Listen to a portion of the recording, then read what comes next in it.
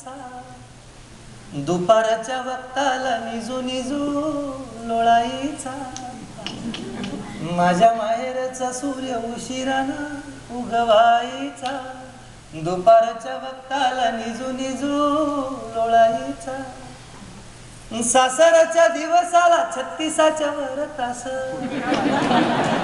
सासरच्या दिवसाला 36च्या वर तास, कसा उरक मांडावा कामाधामाची रास, एक दिस येई तसा दुजा दिस येई तसा जाई येई तसा जाई, माये तुझी शिवी गाळी आठवते ती मी काळी, जशी फणसाच्या आत गोड गऱ्याची आठळी, माये तुझी शिवी गाळी आठवते ती मी काळी, जशी फणसाच्या आत गोड गऱ्याची आठळी, कसं माये सोडलंस तुझ्या मायेच तू घर, कसं माये सोडलंस तुझ्या मायेच तू घर, स्वतः सासरी नांदून मला दिलंस माहेर,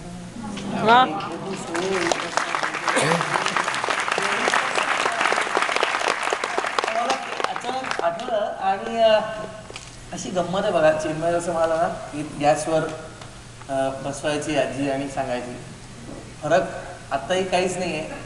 आम्ही आमच्या मुलीला कथा ऐकवत असतो, फक्त आम्ही आता गॅसवर असतो आई आई आणि जगण्याच्या राहतगाड्या गॅसवर असावंच लागतं, त्याला काही इलाज नाही.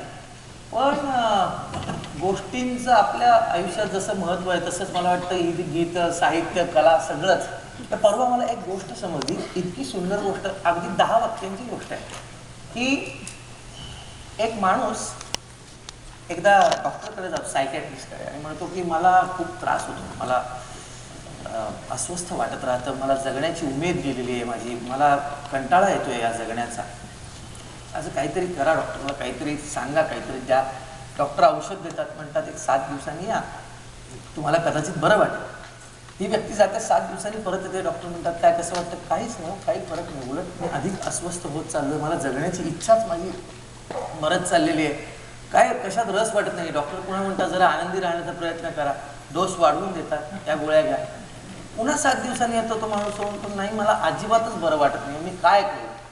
डॉक्टर म्हणतात एक काम करा, इथे एक सर्कस लागले गेला महिनाभर आणि त्यातलं जोकरमुळे फारच जबरदस्त आहे, तो पाहून मख्खा माणूस सुद्धा हसेल, जगण्याची उमेद वाढेल, जाऊन त्याला भेटा.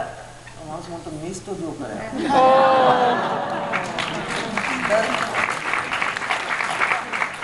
आणि जोकरला लागून एक आठवलं, आता हे बघा हे आगळ पगळ चाललेलं आहे, तर एक कविता आठवली आहे, सांग ऐकू का?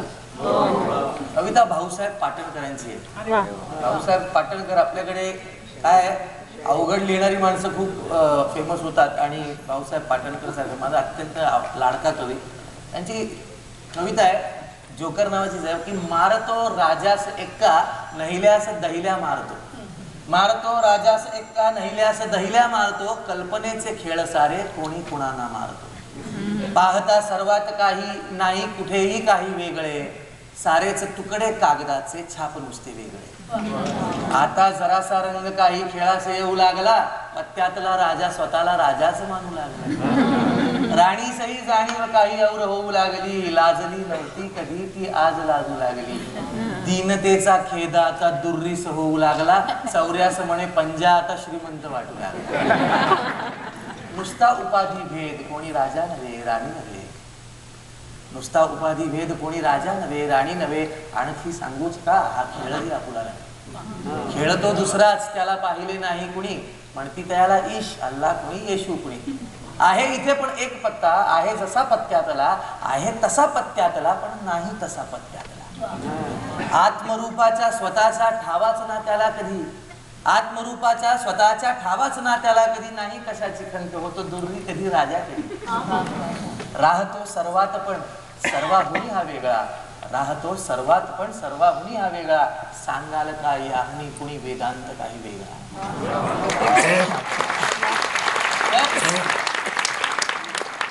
असे हे जे अवलिया आहेत हे आपल्या आयुष्यात आले, या पृथ्वी तलावर अवतरले, आणि त्यातही आपल्या मराठी भाषिकांसाठी आपल्या साहित्यात ही भरीव काम